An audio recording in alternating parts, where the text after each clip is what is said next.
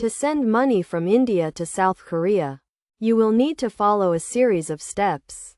First, choose a money transfer service that operates in both India and South Korea, such as a bank, online money transfer service, or a remittance company. Some popular options include Axis Bank, HDFC Bank, and online services like TransferWise or PayPal.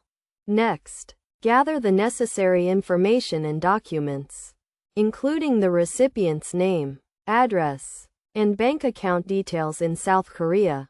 You will also need to provide your own identification and proof of address in India.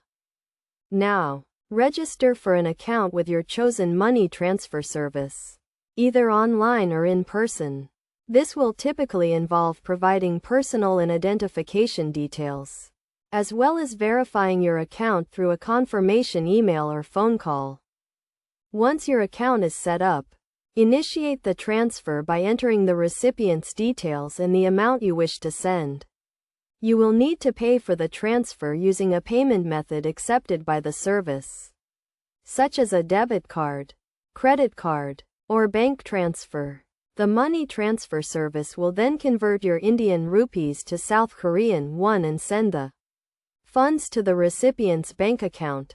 The exchange rate and transfer fee will be deducted from the amount you send, so be sure to check the rates and fees before initiating the transfer. It is also important to check the transfer limit and any restrictions on sending money from India to South Korea. The Reserve Bank of India has set a limit on the amount of money that can be sent abroad under the liberalized remittance scheme, which is currently $250,000 per year. Finally, track the status of your transfer and keep the recipient informed. Most money transfer services provide a tracking number or updates via email or SMS, so you can stay informed about the status of your transfer. By following these steps and choosing a reliable money transfer service, you can easily send money from India to South Korea.